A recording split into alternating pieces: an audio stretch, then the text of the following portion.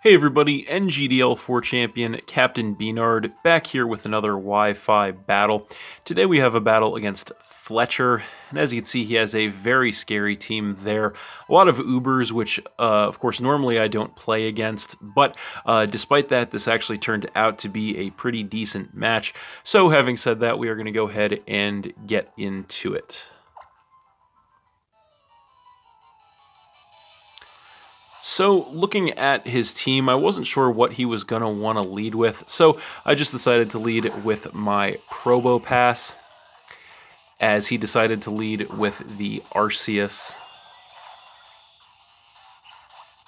So he is going to go for the Dark Pulse straight away here. I'm not exactly sure what type this Arceus is, but that is not going to do much to me. I am very defensively invested. He probably doesn't have much attack investment, as I am going to go for the Stealth Rock to get the entry hazard set up on his side of the field, and then regain some health with the leftovers. So this turn he is going to go for a Thunderbolt instead, so that's not going to do too much to me again, as I do go for a Flash Cannon in return, just to see how much it would do. Not doing too much there, unfortunately, and then I am going to regain more health with the leftovers. So I am going to go for the switch this turn. I know I'm not really going to get anywhere with this thing doing minimal damage, so I'm going to come in with my Kecleon, as he does go for the Shadow Ball. Not going to do anything to me there. And then this turn he is actually going to go for the Roar of Time. So don't see that very often, but I am max special defense with an Assault Vest, so I do actually take that pretty well. And then I am going to hit him up with a Drain Punch in return. The Protean will of course change me to a fighting type, and that will drop him down to a little above half, as I do regain some health from that. So, of course, this turn he does have to recharge, as I'm going to get a free turn on him. I am just going to go for another Drain Punch to get some more damage on him, leaving him at about a quarter health, and some more HP recovery for me, putting me back up to full. So he's going to go for the Shadow Ball once again this turn, and that isn't going to do much of anything to me once again, as I do go for another Drain Punch, hoping to take him out. Unfortunately, it is not quite enough. It does leave him in the red, although it does put me back up to full health as well.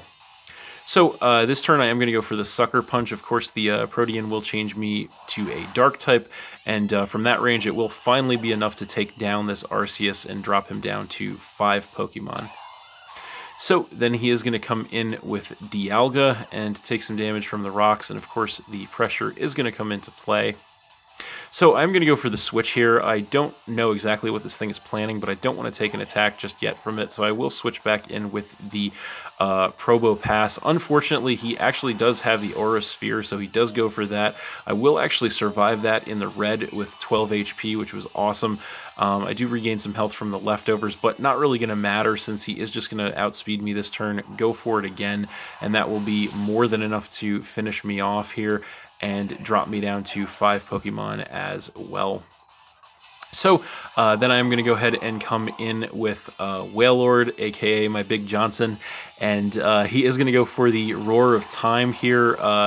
It is a very powerful attack, hoping to take me out. Luckily, I am able to hang on there with 28 health in the red, since I am a very defensive set, and I will go for the Earthquake in return, which will knock him down to about a third health.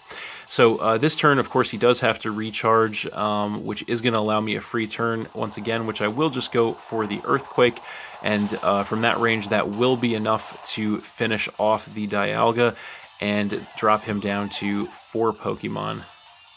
So then he is going to come in with Hoopa Unbound, and he will take some damage from the rocks. So he is definitely going to outspeed me here. He is just going to go for the Hyperspace Fury, and that will definitely be enough from that range to finish off the Wailord. Of course, his defense will be cut from that, but that will take care of the Wailord and drop me down to 4 Pokemon. So then I am going to come in with my Emolga, Rocky the Flying Squirrel, and I am going to outspeed him here. I am just going to go straight for a U-turn. It is X4 effective, plus his defense has been cut, so that will actually be enough to take this thing out, which was awesome. That will drop him down to 3 Pokemon, and of course I do get the mandatory switch, so off of that I am going to come in with my Turtonator. So then he is going to come in with Moltres, and he will lose half his health to the Stealth Rock damage, which is awesome for me. And he is going to outspeed me here. He actually surprises me here with the Ancient Power. You don't see that very often on there. That will actually drop me down to about a third of my health, but I do survive, and I will go for the Draco Meteor in return. And that will be enough to take out the Moltres, which is great. It will harshly lower my special attack, but that is going to take him out, dropping him down to 2 Pokemon, and then the White Herb is actually going to put my special attack back up to normal, which was nice.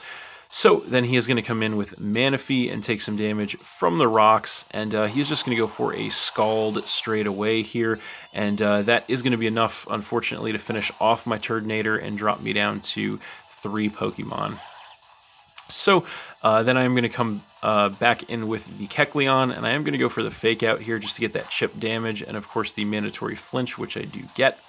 So the following turn, he is going to outspeed me. He's just going to go for a Psychic, and once again, I am max special defense with an Assault Vest, so not going to do much of anything to me there. I am going to go for the Drain Punch once again. The Protean will change me to a Fighting type, and that will knock him down to about a third health, and as well heal me back up to full, which was great. So this turn I am going to go for a Sucker Punch. The Protean will change me to a Dark type. I am hoping this will be enough to take this out. Unfortunately, he does survive that in the red, but he actually goes for the Psychic, which now that I am a Dark type is not going to do anything to me, which was awesome. So this turn he is going to hit me up with a Scald, which is not going to do much of anything to me once again. So I'm just going to play it safe and go for a Shadow Claw here. Which will be enough from that range after the Protean changes me to a Ghost type to take the Manaphy out and drop me down, or him down to just 1 Pokemon. So of course he is finally going to come in with the Deoxys speed, and then of course the pressure is going to come into play after he takes some damage from the rocks. He's going to hit me up with a Pursuit here, which is super effective since I am a Ghost type, but I am able to hang on there with about a quarter of my health and hit him with another Shadow Claw in return, and that will be enough to actually take down the Deoxys, and that is game. So I won that one 3-0 against Fletcher, but that was a pretty interesting match, I thought. Thanks for watching again, everybody. Hope you all enjoyed. Please hit that like button, leave a comment, and or subscribe if you did enjoy, and stay tuned for more new battles in the future. Also, this is actually going to be the last match that I post with this team here. It was actually a lot of fun using it, and pretty successful too, but I am going to be putting this team to the side for now, and starting next time I am going to have another multi-battle for you guys. I am going to be also winding down here with Ultra Sun, Ultra Moon, and Gen 7 in general, but still have a little bit more stuff coming your way. So stay tuned for all that. That's it, and we'll see you next time.